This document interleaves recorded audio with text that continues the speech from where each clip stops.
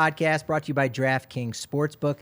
Now new customers, when you sign up using promo code DNVR, you can place a $5 bet on Super Bowl 57. And when that bad boy hits, you get $200 in free bets instantly with code DNVR only on DraftKings Sportsbook, an official sports betting partner of the NFL. I am your host, Patrick Lyons, and joining me today, a very apt timing, very, very apt, because we've got World Baseball Classic rosters that are out, and if we're talking about an international tournament, we have to have this man on here, Mitch O'Carroll. Mitch from DNVR Rapids. What's going on, buddy? Let's go. I'm here. I'm psyched. Thank you for having me on. Perfect timing. Yeah. Perfect. Glad to have you on. Perfect timing. We'll get the World Baseball Classic news that dropped with rosters, which is exciting. Kind of get your take on that as a tournament. Is it better than the World Cup? And hopefully, by the sound of the tone of my voice, it's pretty obvious I'm kidding. But still, what can MLB do to maybe get on that stage? Or how many decades or centuries might it take for that something like that to happen? We'll catch up with Susie here. Let's see how well she does with our artifact or artifiction, with some fun Hall of Fame items and a new wrinkle to that game, as well as talk about some Super Bowl and baseball snacks and some of the craziness going on with certain New York owners, James Dolan, Stephen A. Cohen. But World Baseball Classic rosters were revealed. You're coming off a World Cup here. I am. Mitch, do you still have that international play vibe in your blood where you're a little bit excited for the World Baseball Classic, maybe even more than normal? More than normal is safe to say, for sure. Yes, definitely more excited than normal. When the Rockies players are announced, does that kind of help give you a little bit more ownership rather than, well, I'm just rooting for Team USA. I still want to see some guys from other countries do fairly well, as long as it's not against, Team USA. But does that kind of allow you to invest more in the tournament because there are multiple guys from the Rockies that will be participating? Sure, yeah. I think, obviously, like, coming off a World Cup, like, U.S. was I wouldn't, they weren't a favorite by any stretch. They're probably better than normal, but I'm definitely used to participating and then bowing out quickly. So you find players from clubs that you follow or, young guys you like in other countries. And so you kind of, you pick and choose players here and there. I don't, obviously I will pull for the U.S. over any of the other teams. But the fun thing about baseball and probably my favorite part of baseball is just watching these individual matchups, whether it's pitcher hitter, doesn't matter what game it is, I'll find something I'm interested in watching. Yeah, there's always those fun wrinkles in those matchups they don't typically see. Obviously, Ohtani versus Trout is the one everyone can't wait to see. I'm so ready for that. That'll be fantastic. There's no offensive players right now other than Elias Diaz. So maybe you say Herman Marquez against Elias Diaz, who's representing Team Colombia as one of those Rockies matchups. But that's fun. There were 6 players that were named from the Rockies in total. Most of them we already knew. Herman Marquez with Venezuela, Daniel Bard with Team USA, Jake Bird with Team Israel, Justin Lawrence with Panama, and Elias Diaz kind of wasn't selected by Venezuela, so he's going to play for Team Colombia. And then somewhat of a surprise, Alan Trejo will be do a little infield play for Team Mexico. Let's go. Which is awesome to see. And then conversely, the other surprise, Kyle Freeland not selected for Team USA after obviously a lot of buzz. He threw his hat into the ring. Team USA said, sure, we'd love to have you on our player pool. And then they go and select the rosters, and they choose 6 starters. And one of them was not Kyle Freeland. It's a farce. Yeah, his agent kind of spoke out a little bit on Twitter, or someone from his agency, just kind of saying like the process is difficult because the players invest so much in being a part of these teams, and then to not get selected, that hurts. That definitely hurts. So that was disappointing for him. Kind of disappointing for Jonathan Daza, who's another player that we've been speculating he might slip in with Ronald Acuna Jr. bowing out. Ronald Acuna Jr. bowed back in. Don't know that that's a phrase. He rebowed. I'm not sure. He curtsied back onto the roster. And so he's on it. Jonathan Daza, not on the roster. It was reported by MLB Network that was the case, but they did make an error. So Daza and Freeland can still be added. You know this better than anyone, Mitch. For anyone who's saying, okay, this is the roster, it will never change. There's a long time between now and when the tournament starts in March 8th. Those rosters can still change if someone gets banged up. I mean, especially with, preseason games, camp coming up. Yeah. Someone could, knock on wood, whatever. But injuries can happen quickly.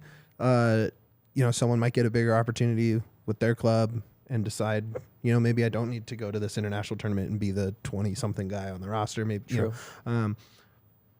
That being said, especially for, I don't want to speak for them, but it does feel like some of these younger guys on rosters that may not be contenders are probably jumping at the idea to go to a tournament like this. So hopefully that does come through for those guys. Yeah, absolutely. I think that's a good point. And there are rules in the World Baseball Classic governing the tournament that after so many games or after a certain round, you can like basically almost turn over your roster if you needed to. So there's some hope that Freeland can get himself out there. So that would be nice. Hensley Mullins, some coaches are actually going to be participating in this. The Rockies' new hitting coach, Hensley Mullins, he will be managing Team Netherlands. Chris Denorfia, who's the manager at AA Hartford. I think he even played for Team Italy back in the day. That's awesome. One of the early ones. He'll now be coaching, which is a neat little wrinkle. And then a minor leaguer, Michael Peterson, in the Rockies organization, is going to be playing for Great Britain. Great Britain actually qualified.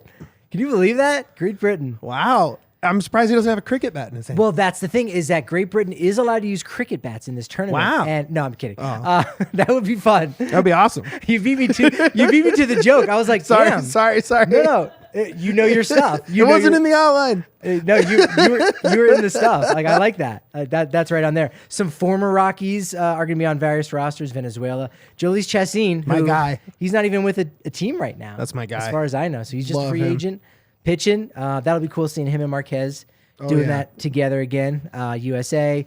Nolan Arenado, Adam Ottavino. Yeah. And no Trevor Story, as we know, who got hurt.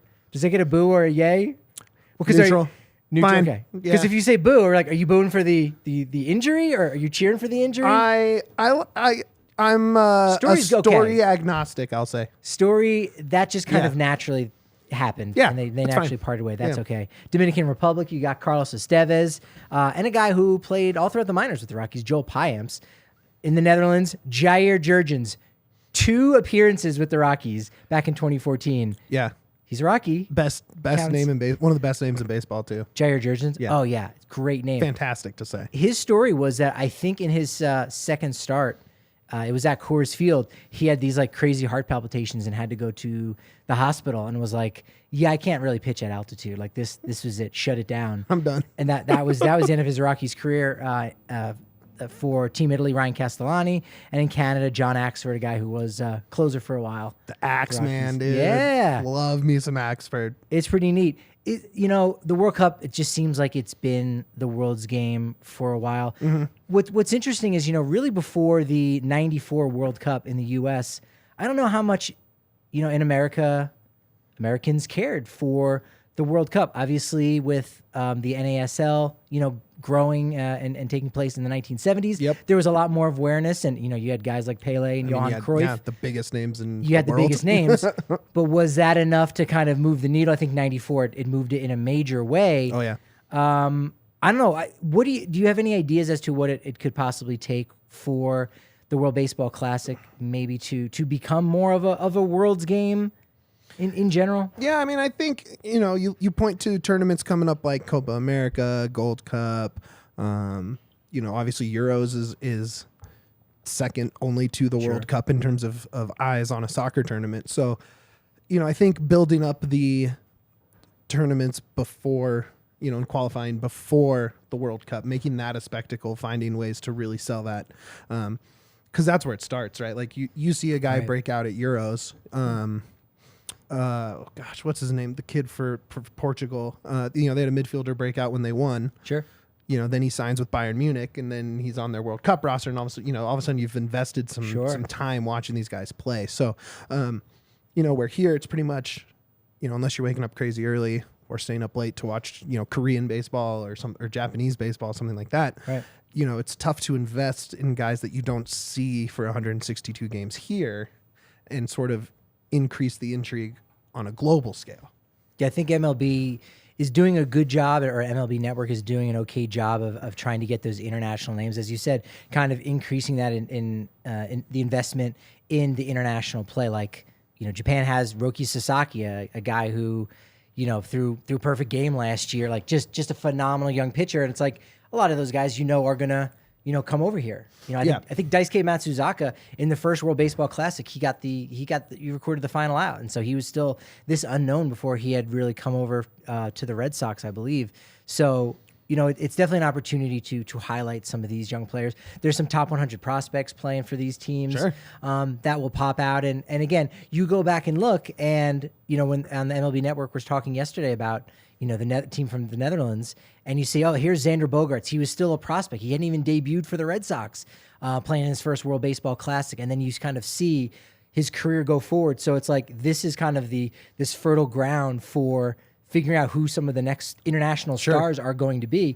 And it's really a great tournament for that. And I think a lot of Americans have bought into it, but it's still so brand new. And we lost the momentum of the last one in 2017, obviously because of the pandemic. So it's just something it's gonna take a couple decades, I think, for to maybe, it's not gonna be the World Cup, but it will feel like that maybe. Yeah, it'll definitely feel bigger. And I think, and to speak on like the young guys, it's kind of why, you see guys like Kyler Murray, instead of signing MLB contract and working his way up through system after, level after level just to get his shot at the pros, and I think you do kind of, and I think that is one of the bigger struggles on a sport level is you kind of have this delay from hype to spotlight. Right.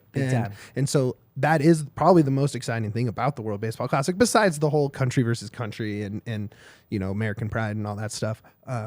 It's exciting to see these guys who may be going to Birmingham afterwards or going to, Bismarck, North Dakota to play for the Larks or whatever, and so it's fun to see those guys get a shot because, it's not like they're playing 40 games, right? They're going and get hot for a week, and all of a sudden you get really hyped on a guy who you might see in a season or two. Yeah, I think that's a great point. Trying to take some of these guys from hype to highlights a lot sooner than normal because with a 162 game season and 30 teams, like it's a lot of games at the big league level that are worth something, that means something. So you're watching those, but there are young guys, plying their craft, all around the U.S. and Canada a little bit, even in Mexico, they have essentially like a AAA, and so highlighting those players more and highlighting those games are super important. You've got obviously the Futures game during the All-Star break, love that, and I think the World Baseball Classic is another kind of one of those points. It's a shame that it's only every 4 years. You have something like that, but if you can kind of highlight that and maybe get more eyes on the qualifiers, which is really important. And again, as you said with the Euro in relation to the World Cup. The Euro is actually a better soccer tournament. Yes. Because it's only the European teams. Yes. You don't have to say, we have to have some teams from this continent over here. We'll leave those continents out. But it's actually a better tournament, more fun to watch in that way. Right. It's more balanced than the actual World Cup. And it's also, it's every 4 years, but it comes in between the World Cups. If you could have some of those qualifiers and get some of those young international players that are still prospects, that could get them from hype to highlight a lot quicker. Well, also, and this is something, me and Andre Simone, of course, general manager of DNVR, he was joining us for all the World Cup stuff. And we really were talking about this a lot is it's so interesting because you're so limited just by your population pool, right? Like you look back at this World Cup and you have Morocco making this run because they have some of the best attackers in the world. And that doesn't really track, just like logically speaking, if you're just thinking of the sport at large, or you have a country like the U.S. that, we have 350 million people, you can't find a striker, right? So then when you get into international tournaments, even outside of that, whether it's basketball, baseball, like the World Baseball Classic, it's like, man, we don't have a shortstop for this team, like a top, we don't have a lefty reliever to eat up 3 innings when we need them. And it's just like I love finding those little problems on these international teams and how should they try and solve them and work around them. And some of those problems that you have on the World Cup level in international soccer, I feel like you have those in the World Baseball Classic too, because as we said, Jhoulys Chacín, he's like essentially retired, but he's got some veteran status. And it's like, all right, you're 37 years old. Come on, dude. Like you're better than lace them up, dude. Than anybody else that's out there. So like, why not bring those guys back and say, hey, you know what? I might not have a ton to offer. I might not be in my prime, but I'm a better option and I'm a leader. And it's just, I'm really excited for it this year, and I think it continues to grow as a tournament. and I think there's just more and more eyes on it, and more and more people are covering it. More and more people are exciting taking for it sure. seriously Yeah. because now we're in the fifth one of this, and it's like, okay, MLB is not going to back down from this. This isn't any kind of experiment. They're fully committed to it, and so are the players. So it's really excited, and we're super committed here, having a good time at the DNVR bar on the corner of Colfax and York. Let's go. Especially if you've gone to any of the watch parties. I know you're there, Mitch, giving out extra raffle tickets to all the diehards. Yep. You love when you can say, hey, you're a diehard, you get 20% off on this gear that you're buying at DNVRlocker.com or in person. You also get 20% off all the tailgates as well as the watch parties and 15% off your entire tab when you're down here at the DNVR bar. So definitely tap into deal. It's a deal. It's a great deal. What are your favorite channels in the Diehards Only Discord? Because we have so many of them. Besides just the major sports that we cover, there's also those kind of fun and playful channels that people like to hang out in. Do you have a favorite? I have an admission now that you brought this. Now you put me on the spot. Here we go. I've never been in a Discord channel in my life. Oh, really? Yeah. I think I get scared off by the Discord channels on the side of all the illegal streams I watch for NBA games that just go insane. And I'm like, I am not going in there. That's it. Maybe that's my boomer take and I should jump in, but it's like I'm right there with you. It's like, scary, yeah. I have no idea what Discord is. I was like, what are you kids and your snappy chats and your Twitters? Like, what are you doing now? Like I didn't realize everybody was using it. I was a guest on the C38 pod and they record it through Discord and I had to have them like literally walk me step by step to set up my Discord profile. So I am making this season, it is my goal to jump in there more often and this year.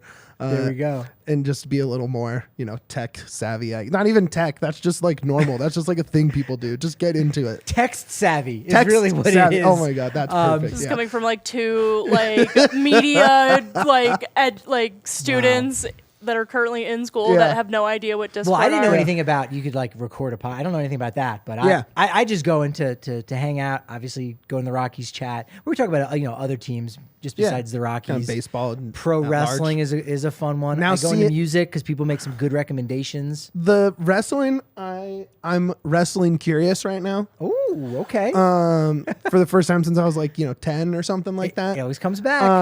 And so I was talking to some kids in my sport management program, and I'm in at Metro, and they work at ball, and they're going to the upcoming wrestling event. And I'm like, oh man, I should maybe try wrestling again. So the Discord might be a nice little dipping my toes in. It is adventure. Yeah. It'll be good. All you gotta do is ask a question. Yeah. And then 45 experts will be talking at the same time. I almost just lied and said the wrestling one was my favorite just to avoid this submission, but you should. No, we appreciate your honesty for that, though. That's great, and we appreciate Breck Brew too because they've got the ultimate game day giveaway right now. Breckenridge Brewery and us here at DNVR, we're teaming up to give some lucky DNVR fans the ultimate game day experience for both Avs and for Nuggets. We're talking VIP seats. Lexus Club access, parking, DNVR merch for the Avs giveaway March 9th against the Kings. That's a Thursday night. Fantastic. You can still go all out, drag yourself through work on Friday, or call out. Why not? Have a good time. Do it. Yeah, I will. Life's short. You've got it because you're going to get 2 tickets in section 102, row 5. Like, those are great seats. It includes access to Lexus Club parking pass, which, again, for a boomer who doesn't know how to use Discord, that's what's up, right? Loving the parking pass. Of course, some DNVR gear. And then for the Nuggets giveaway, boom, March 30th against the Pelicans, courtside row 2. Fantastic. Those are some amazing seats. Also access to the Lexus Club, the parking pass. Not better than row 2. No. That's hard. I've never sat that close. I think when I was a kid at McNichols, my dad through work got us like glass seats for a hockey game, but I was very, very young. And obviously I said McNichols and not Pepsi or Ball, right? So, but basketball, I've never sat even close to the court. I think I've closest I've been is like 15 rows or something. How close did you get to Antonio McDice? I probably nosebleeds, honestly. Okay. Yeah. Did he didn't play at the McNichols Arena? Well, that was a hockey game. That was still his That's era, a hockey right? game. I was. Oh, I see. Yeah. Gotcha. But man, I do miss that era. But that's a whole nother podcast. That was a good time. Yeah. All you got to do is go over to the DNVR.com/Breck Sweeps, like sweepstakes, because it's the ultimate game day giveaway sweepstakes. All you got to do is complete a form to enter. It's that easy. Must be 21 or older. Links in the show description. Winners will be selected 1 week before the game. Jive Hive, that's the spot. I know that's one that you're hyped for. And you don't do this ad read on the Rapids, right? No, we don't. Nope. You're a little envious, aren't you? I can tell. That's awesome. That's like the most fun ad read you can have besides like, I don't know, Manscaped or something, because you can just mess around with it. You can make jokes. You can, and you love the product. Like you love that they're making it super easy, keeping the cost low, because it's not a brick and mortar where they've got that overhead. So the prices you just can't beat. And also, you don't even have to walk in to a Jive Hive because they deliver it. They make it super easy. Just think it's like, Uber Eats, but for marijuana. It's pretty great. They keep the cost really low. If you've got a job sensitive type gig, you need your privacy and security. Boom, you can avoid your coworkers thanks to Jive Hive, JIVEHYVE. You don't have to worry about driving through bad weather and snow. If you're already partying, to order from them at Jive Hive. You don't have to leave the house. Keep it going. Avoid your coworkers. Yes. Yes. Avoid them at all costs, especially when it comes to your recreational uses. Just visit jivehive.com. That's JIVEHYVE. And look, they're serving all the areas in and around the Denver metro area. Monument, Falcon, Peyton, Fountain, Woodland Park, Security, Widefield, Aurora, Greenwood Village. That's JIVEHYVE.com, Jive Hive. Do it. Well, now is a great time to bring back our favorite Hall of Fame game, Artifact or Artifiction. Oh, I'm really excited we get to do this again. You liked it last time. You did really well. I enjoyed it. Thank you. Except I've changed some things a little bit. Why? Because why would you mess with perfection? it was great, but it wasn't perfect. And so now maybe we'll see if we can make it more perfecter. Virgo rising in here, ladies and gentlemen. So I'm going to you'll see a graphic and I'll tell you the item that is going to Hall of Fame. But you got to tell me what makes this item special. And because it's baseball, you get 3 strikes. So a little yes, and I'll see if I can kind of lead you down the road. So the first one we'll see is Mr. Clayton Kershaw. Now, a ball that he threw this year went to the Baseball Hall of Fame in Cooperstown. You got to figure out why. Oh my God, what did Clayton Kershaw do this year? So you'd ask like yes or no questions, and we get 3 strikes. He didn't throw a no-hitter, did he? Okay, so was there a single game milestone? There was not a single game milestone, no. There was no single game milestone.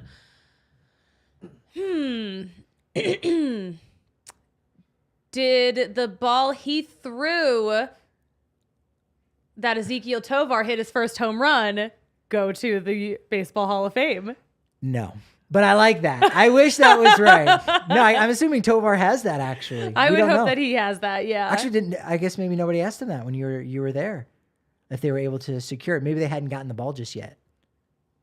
In LA, you were there for that. I was there, yeah. I don't remember. Did you catch it? I thought you caught it. I didn't catch it. You dropped it with my mouth like a golden retriever. All right, so it wasn't a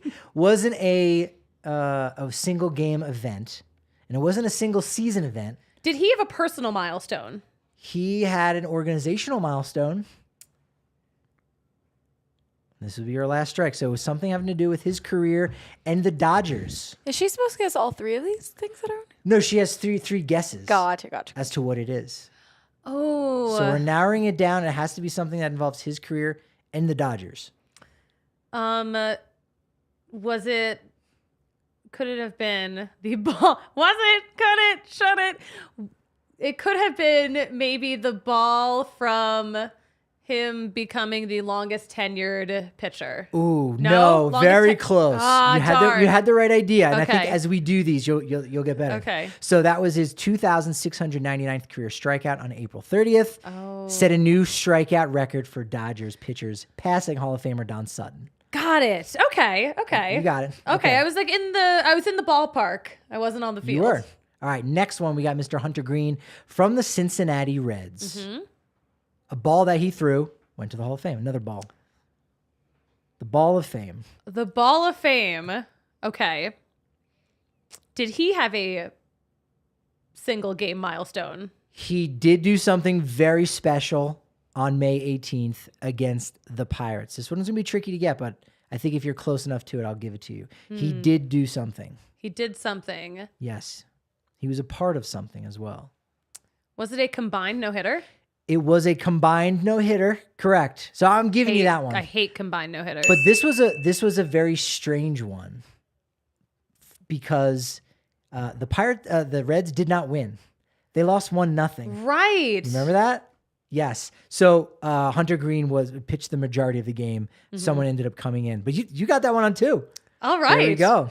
Look at me go. Very nice. All right. Dylan Carlson, member of the St. Louis Cardinals, a bat that he used. In fact, this exact bat, you will appreciate this because Allie and I went through copious amounts of photographs to make sure we had the exact bat that he hit that he used. I'll leave it at that. He used it. He used it. And did he hit a personal milestone that day? No, not a milestone for him. No. Was it a team milestone? The team did do something, so you do not get a strike on that one. The team did something. What did the Cardinals do? Consecutively in one inning. And Carlson he put the icing on the cake. Was it a certain number of home runs in a row? Yes. Do I have to know the number? How many? Was it 4? It was 4. Got it. No, they got 2 in a row there. Yeah. Oh my gosh, I'm so smart and talented. You had back-to-back Nolans, Arenado and Gorman, and then Juan Yepes and Dylan Carlson came up. 4 home runs consecutively. That didn't happen against the Rockies, did it? Surprisingly, no. Because it feels like something that would have happened. Surprisingly, no. All right. The next one. A game-used ball from the Mariners versus Guardians game on August 22nd. August 22nd. Well, this is Toronto, actually. I don't know if we have a T-Mobile one. We might not have one. That's okay. So this one's hard. This one could be a little bit challenging. We've got a game-used ball from Mariners Guardians game on August 27th. Mariners Guardians. This one's a trick question here. It's a trick question. This item probably shouldn't be in the Hall of Fame, to be honest. Did someone debut that day? No one debuted, but speaking of debuts, it was something that happened first. Not a first, but happened first, like before the game. Was the game in Cleveland or in Seattle? It was in Seattle. It's in Seattle. Good question. Darn. It's in Seattle. I only have one more question. Something before the game. You've only got 1 strike so far, so you... Okay. Before the game? Yes. What happens before the game? What happens before a game typically? Besides dogs being run out in the field, Little League teams. First pitch? Yes. Is it from a first pitch? It's from a first pitch. Who threw that first pitch at the Mariners Guardians game? Was it Ichiro? It was Ichiro Suzuki. Nailed it. I don't know why a baseball from the game, which was also the one where like he was inducted in the Mariners Hall of Fame. See, teams have Hall of Fames. That's kind of a strange item though, right? Like, I mean, it's kind of random, but like a guy like Ichiro, anything I guess associated with him. Yeah, he's such a special dude. So sure. Yeah, what I saw from the Hall of Fame, it wasn't even that. All right, this next one does not have a graphic for it, but it's a cap worn by a player in Australia. A cap worn by a player in Australia? Yes. Very veiled, very mysterious. A player. A current player? They are still playing, yes. I don't know where they are at in their career. Is it a female player? It was indeed a female player. 17-year-old Genevieve Beacom. Do you remember that last year? I remember this, yeah. January 7th, she made her Australian Baseball League debut with the Melbourne Aces, becoming the first woman to play in that league. I love She's that. a badass. That belongs in the Hall of Fame. 100%. That absolutely belongs. And a cap, too, not a ball. It's like, that's her cap. Mm-hmm. That's great. Yeah. That's perfect. I love that one. Good for her. Last but not least, okay. It has nothing to do with Ricky Henderson, but I needed something with a base and something that, had a connotation of a stolen base. Okay. So we've got our Ricky Henderson here. Now, A base went to the Hall of Fame this year, and it has nothing to do with Ricky Henderson. You got to tell me. A base went to Why? the Hall of Fame. Was it any base because the bases are getting bigger next year? That makes a lot of sense, but no. Okay. I'm not going to charge you with a strike on that one. I think that one's good. What base? Well, if we think about Ricky Henderson, why was he holding up a base? Did he get a single? You don't hold up a base if you get a single or double No. or triple. I don't remember why he did that. Okay. What is Ricky Henderson known for? Being wild. He was a wild guy. Stolen bases. So he stole a base. So it was like about, Lift it up. okay. So he stole I base. have no recollection of this. Well, it was, to be fair, it was a very long time ago. What year is this? I don't know the exact year. I want to say maybe it was 92. Yeah, that was like Yeah. before I really remembered things. It was. Now this is difficult. Somebody stole 30 bases. It was his 30th stolen base to go along with a 20 homer, 30 double, and 30 stolen base season. And it was their first big league season. So Susie, who stole that base? And there's two names that come to mind, and I think I know the one you're going to guess. And if you do, you will be wrong. So don't guess that name. Okay. Guess a different name. Who had it was their rookie season. It was their rookie season. They might be shifting over to shortstop now after a certain trade to the Boston Red Sox. Oh, hold on. Right? That's what I said. It's not your first guess. Hold on. It's not your first guess. They have an awesome Garbage Pail Kid card of a bubble Oh my gosh. popping on their face. This is driving me nuts. They had a dad who played in the big leagues as well. Oh, is it Vlad? It's Bo. No, It's Biggio. it was Bobby. Bobby Witt. Bobby Witt. Bobby Witt? Bobby Witt was the guy. Different Bo. He goes by Bobby, doesn't he? Does anybody call him Bobby? For some reason, this game has been like really stressful for me. And I don't know why. Flashback to, oh my God, great. I'm so excited to be playing this game. And now just clutching your heart like poor Ralph Wiggum. This segment has really brought me through it. It has. But do you have a problem with these items? The base from Bobby Witt, like, all right. I mean, again, I think they're hoping that bigger things are to come for Bobby Witt. I think that must be the case. They must be really expecting very big things. Yeah. That's fair. That's fair. And I think a lot of these, like, they'll probably be, there's usually an exhibit of like, hey, here's baseball last year because that's the most recent season. So they'll put those things on display. The items I think that would get like the most, well, not airtime, but get the most foot traffic that they would leave out would be the cap worn by Genevieve Beacom. Where you're like, that's historic. That's actually forever history. That's forever. Not just like history of 1 year of baseball. Oh, the Reds lost a game to the Pirates while throwing a no-hitter? That's happened before. The Reds lost a game? That's happened a lot. Yeah, like that's not an accomplishment for them. The Ichiro baseball is kind of suspect. Kind of random. But I get it. And 2 years, 2025. First ballot. Is he 100%? That's the question. Is he the next 100%? I think he vote? is. I think he is. We'll have to see what happens. Yeah. We have to wait 2 years for that. All right, start the countdown. Now, I got a better idea. Okay. Why don't we kick it to this ad read? Haven't heard of the American Raptors? They are Rugby Town USA's newest and greatest and best. Those two things mean the same thing. Did you know that? Greatest and best mean the same in many ways? In many ways. Yeah, they could be synonyms of each other, Sure. dare I say. And we're thinking about great and best. We're talking, of course, about the American Raptors. These are athletes who've competed at the highest level of their respective sports. I mean, in just about everything, including baseball, football, soccer, you name it. They're fantastic. The best thing about hitting up American Raptors game, it's free. Seriously, right in our own backyard. Rugby Town, USA, right in Glendale at Infinity Park.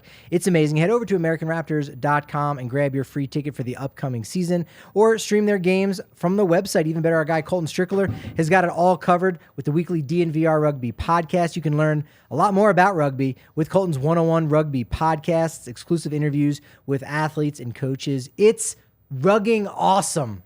Seriously. All that and more at AmericanRaptors.com. And the big game is Sunday. DraftKings Sportsbook, an official sports betting partner of Super Bowl 57. It's got all the Super Bowl action you need. New customers, as you know, just sign up using code DNVR. You place a $5 bet, and when it wins, boom, $200 in free bets instantly. Plus, all new customers and regular customers as well, you can get on the excitement with DraftKings Happy Hour Super Boost. This thing is the one to really take advantage of because we're talking from 4 to 7 p.m. here in the Mountain Time Zone. Prop bets are going to be boosted. So all of those fun different things, length of the national anthem, the number of the first player to score a touchdown. Will there be an octopus, right? A guy who scores a touchdown and then a 2-point conversion? Will we have scoreagami? These are all things that you can get in on, and it definitely makes things a lot of fun. Are you familiar with scoreagami? It's my favorite thing about football is scoreagami. Is it the only thing you like about football? No. But I just love weird stuff like that. I love following those weird Twitter accounts that Yes. Just now I just know what score. Now I can be like, oh, we've never had that score before. Baseball is perfectly weird in that way, and I love that the other sports in the last decade or so have adopted all that. Like basketball is a big one with their metrics and figuring out all the stuff of wins above replacement, their version of it. Oh yeah. And you can look and go, Jokic, Michael Jordan. Let's have a little conversation there. Oh yeah. Championships aside, but again, you can only do that when you're bringing that kind of baseball mentality over to the football side. But if you just want to do the football stuff, you got to do it with DraftKings Sportsbook and use code DNVR. New customers, you can bet $5 on any Super Bowl 57 bet, and you get $200 in free bets instantly when that bad boy wins. And that's only with code DNVR and only with DraftKings Sportsbook. Minimum age and eligibility restrictions apply. See show notes for details. Can I ask you a question about some World Baseball Classic odds? Question away. Okay, so I love future bets. I love finding, working my way from the worst odds, stopping when I think that these guys have a chance. Yes. Right? That almost one, I had Croatia 2 World Cups ago. Wow. At 200 to 1. They made the final. I was freaking out. Sure. Didn't have cash outs then. It was not the same as you have now. But, almost cashed in big. So if you're looking at these odds, Venezuela plus 1,400, is that about as high as you would go? Is there maybe Cuba, Mexico a little higher? That's probably about as high. Would be Venezuela. We were talking during that segment. Yeah. Venezuela is that kind of fun team where you're all right, you're rooting for Team USA. It's different because in soccer you're rooting for Team USA, but they're only going to be able to go so far. So you have your backup team in the World Baseball Classic. I mean, USA, they're the reigning champs. Let's go. They're always going to be there. They're always going to be in it, keep it interesting. But in a short tournament like this, you could have one of those smaller nations, get the job done. It's like being a wild card team. There's some teams they really have no chance whatsoever. Like Great Britain, they Plus might score 20,000. They might score 3 runs maybe in their games. But I think Venezuela is a team that, again, if enough things end up going right and they've got enough bats, if the pitching can get the job done, that's a fun, long odds of where they could go. I don't think I would pick anybody longer than Venezuela at plus 1,400. Logan asks in our chat about the Team USA hat that they wear for the World Baseball Classic. It's good. There's a lot of other ones that are better. I mean, we're hat guys. That are cool. We are very much hat guys. I got to say, that's pretty low on the hat rankings. You looked it up during that last segment. What were your thoughts on the new C for China's logo? I mean, that might be one of good. the best baseball hats I've ever seen. It's pretty sharp looking. It's clean, simple, very clearly represents the team that is wearing it. It does. Let's just let the guys at Clean Crew design the U.S. hat. Why not? I'm down. I'm down for that. I think that will happen eventually, where we'll get to these kind of rebrands, but so many things go on behind the scenes, and it takes so much work to get this stuff done. And again, partially because of the pandemic, partially because this is once every 4 years. It's probably a lot of work that maybe falls on deaf ears, and the ball gets dropped. So, it's not a rebrand that they can just do kind of very quickly and overnight. What are you going to do? If you're James Dolan, one thing that you might do, talk about some New York owners. I don't know if you read this story, but he's got facial recognition technology for people when they come into Madison Square Garden. And there's a couple of lawsuits going on right now. That's insane. And he's trying to block those people from getting into the building at MSG. Well, one, that sucks because MSG is like the coolest experience. It's the spot, yeah. I was lucky enough to go right before the pandemic in December of 2019, catch the Nuggets. Oh, nice. And, you know, you get in, it's like, oh, yeah, this is pretty cool. You know, you see like some cool stands. They have like the Momofuku chicken sandwich stand and stuff like that. And you're like, oh, this is pretty cool, but it's a stadium. And then you walk in and you're like, oh, I get it. It's one of the few arenas, if you will, again, indoor type arena where it has that cachet. Oh, man. There's not too many places like that where it has that history. I mean, even the Boston Garden it's the new Boston Garden, right? Unless they move the ghosts down the street, you know, it's really not the same. So it's fantastic. I don't know if you know this, but the Knicks, the nickname is short for Knickerbockers, and that's actually taken from the first ever organized baseball team. I did not know that until I read history. your show notes, actually. Yes. Yeah. Alexander Cartwright, 1845. He helped founded that first ever baseball game, Hoboken, New Jersey, in 1846. He retired to Hawaii and actually took the ball from that first game. So the only baseball, I believe there's only one, from that first ever game of baseball, official professional game in Hoboken, I imagine still resides in Hawaii. Whoa. How wild is that to think about? Yeah, I mean, especially because it was over 100 years before Hawaii was a state, or about 100 years? The Kingdom of Hawaii. The Kingdom of Hawaii? That's cool. Is it on display somewhere? I don't know if it's on display. Maybe the Hall of Fame does have it, but there was a period of time. That's awesome. In which that's where it was located. But yeah. Man, legend. Retiring to Hawaii in the 1800s. He was way ahead of it. Oh, yeah. Alexander Cartwright. Yeah. He did more, I think, for really getting baseball going than Abner Doubleday, even though we say Doubleday founded baseball. He's from Cooperstown. That's why the Baseball Hall of Fame is there. But really, Alexander Cartwright had a lot more to do with that. Going back to the facial recognition, here were the comments from James Dolan. He said, quote, "Facial recognition is just a technology. When I walked into the studio, did you recognize my face? Facial recognition." Get out of here, dude. That's so whack. That's a very elementary way of kind of boiling that down. Adam, had you heard this story about the facial recognition at MSG that James Dolan is trying to keep people out? Yes. That's such enemies be damned. Such like a twisting your mustache billionaire move. Like that definitely could be the DNVR weekly sports podcast topic of like, okay, for each of your beats, who would your owner want to keep out of the building using facial recognition technology? That would be the perfect one. That's fun for that. That would be that. Stephen A. Cohen doing things on the good side. I mean, shaking up the industry in baseball. I love spending a lot of money. Yeah. What are your thoughts on a guy who's just like kind of screw it, I'll pay all the tax in the world. I will spend twice as much as the second largest spending team. How do you feel about that? We were a near 20 years season ticket holder at Coors Field. The thought that there are owners that are like, yeah, use this money and spend it is on something that's not real estate development is mind blowing. And honestly, my biggest take recently with owners, and I imagine we would get some spending, is I think it's time the Kroenkes just went and bought the Rockies. Whoa. I know. And it's a controversial take, and I've brought it up on some things before, but they're about to win a Premier League, and they might win an NBA title with the Nuggets. They have a World Cup recently. They have a Super Bowl recently. Yeah, they just won a Stanley Cup. Like go spend money on the Rockies.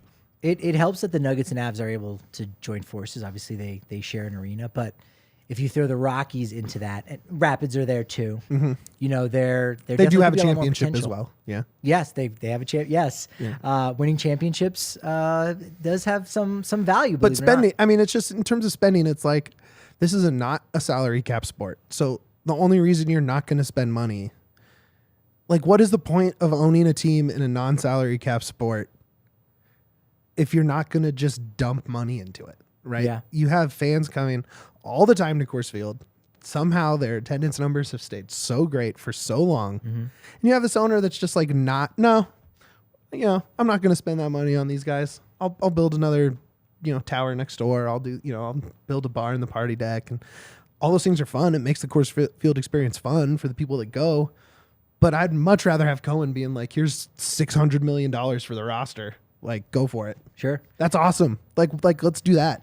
What's interesting too about what Stephen A. Cohen is doing with the Mets is he's spending this money on players, yes, because he wants to win, but also because there's no other way for his team to do that right now. I don't think going forward we see him continuing this type of behavior, Sure, like every single off season and so on and so forth. He wants to build this infrastructure so that they can be more like the Dodgers, where even though you look and there's all of these players that the Dodgers lost in this last off season, Justin Turner, Cody Bellinger, like the list goes on and on, Trey Turner, Max Scherzer the previous offseason, just so many guys. And yet, even if you don't know who's coming up next in the pipeline, you know they're going to be fine because it's the Dodgers and they've created that infrastructure. Or you and just trade those guys at the top of the... Or you can trade them, which is, we talked about that yesterday with Kenneth Weber and the Padres, that, yeah, their prospects haven't really like panned out. And you're like, oh man, they were one of the best farm systems. And how have those guys played in their career?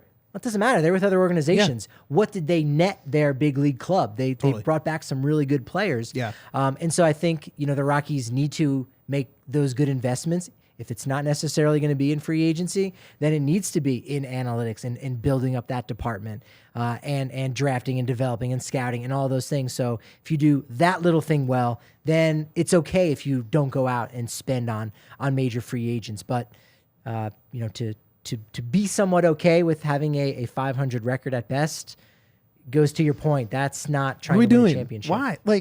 And I will admit fully my LA bias. There's not one LA team I would really ever care to support. Maybe the Angels out of spite for the Dodgers. But man, they do it right? Like if they have a surefire prospect, there's no such thing. Yeah. Right? Like sometimes, there is some such thing, right? Like obviously there are some where this guy's going to come in and be amazing. But why not trade a top 20 prospect for a guy that's going to hit 300 and be a Gold Glove? And yeah, like it's insane that I feel like really the Dodgers are the team that does that the most, and they've done it for years. Yeah. And that's not a pattern really widespread across the league in terms of just, okay, cool, we got this another top group of prospects. All right, we're going to go get an MVP candidate. Cool. Yeah. And just turn it over. And, I like what Cohen's doing mostly because you get all this money in, you get all these top guys in. All right, that's your baseline. They have long contracts. They're here. Now we can either bring up top prospects or use those top prospects in a season or two and flip them for more contributors.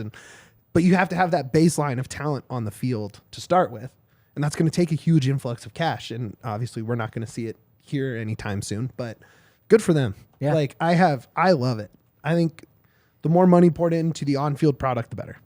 And Cohen is also investing in the team in regards to the Super Bowl. So this was something that came out last week, and then fittingly, again, kind of just a perfect confluence of events. You being here to talk about international baseball and the commercial finally coming out for the Mets yesterday, so we can talk about it. Sure.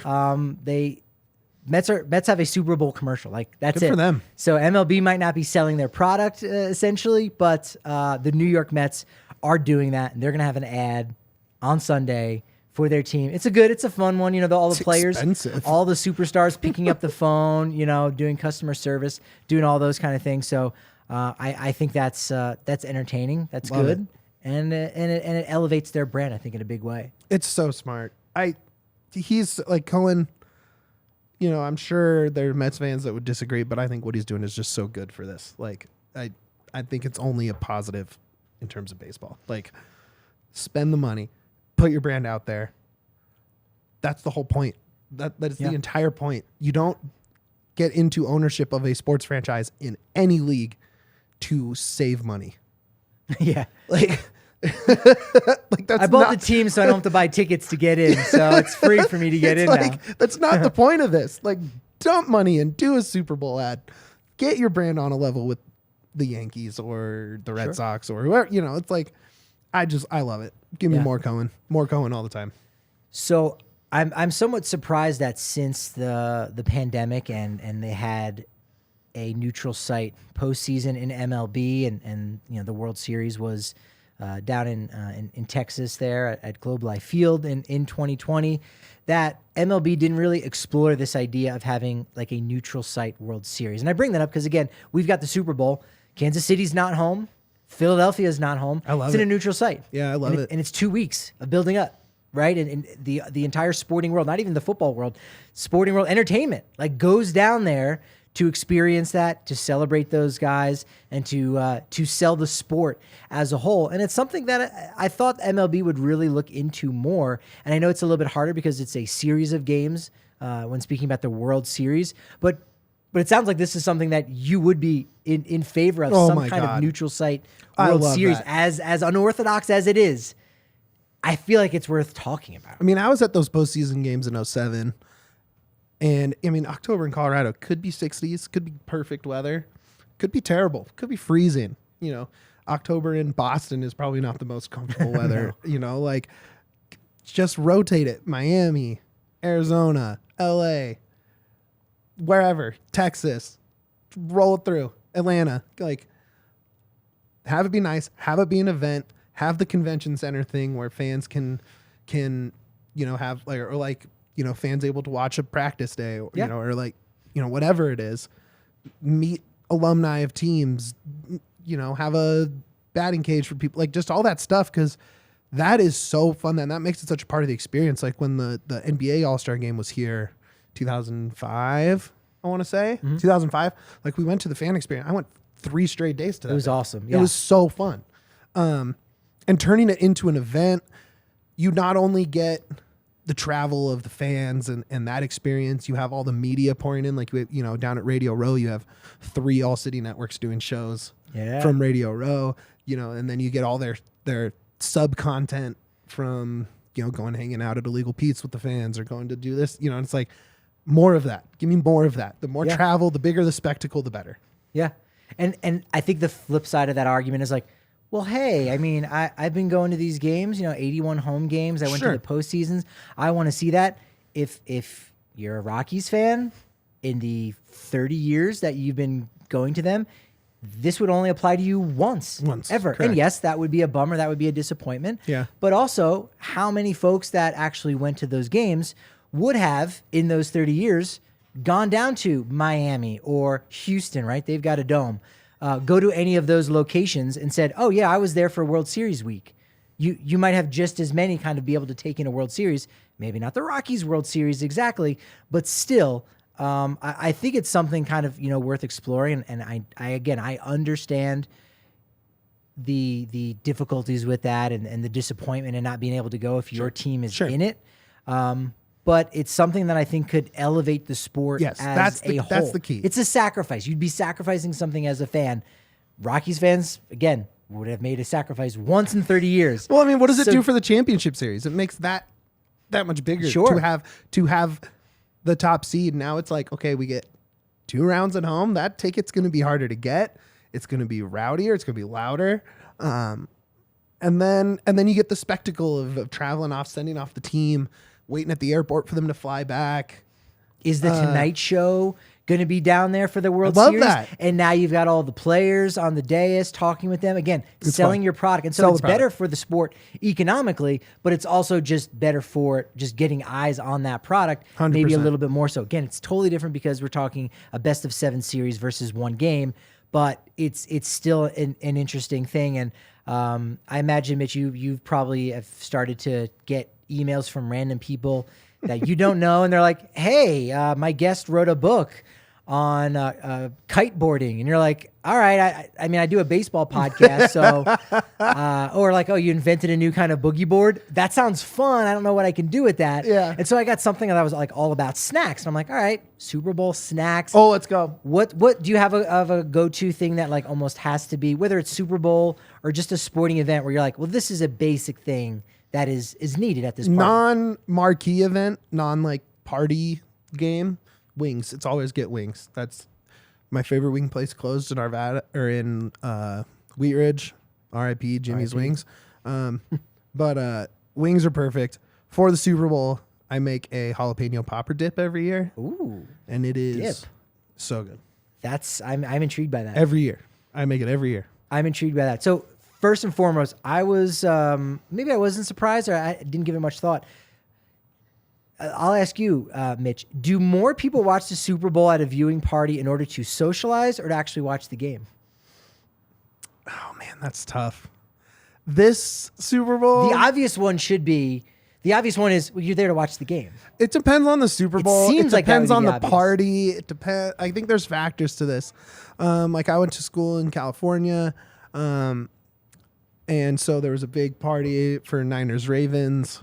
The Harbaugh Bowl. The Harbaugh Bowl, and obviously that party we are locked into the game, right? Yeah. Super Bowl 50. Yeah. Back in Denver, that party locked into the game.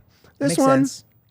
I don't really have any love for either team. Sorry, Susie. But you know, I'll probably be having fun with the party. The game will be secondary to the experience.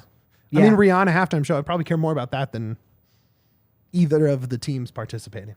Yeah, believe it or not, more people are there to socialize. Yeah, and it's fun. And the food is the best part. We had a that the Harbaugh Bowl, we actually had a contest because it was the biggest Super Bowl party I've ever been. I think there was 40 or 50 people at this one, and it was everyone voted and there were prizes and all this stuff for the food. How did your popper dip do? Did you win? That Did you was come away with the that was victory? pre-popper dip actually. Pre-popper dip. Pre-popper. There's pre-popper and post-popper in my party life. Wings are the most popular snack. It's for the best folks. snack. Chips and dip are next. There you go, dip. Shout out. Tacos is third, which I was surprised by. I love that. I don't know if I've been to one with tacos. Adam Maras, who was recently in studio here, had us over for a playoffs watch party last year, or play-in watch party last year.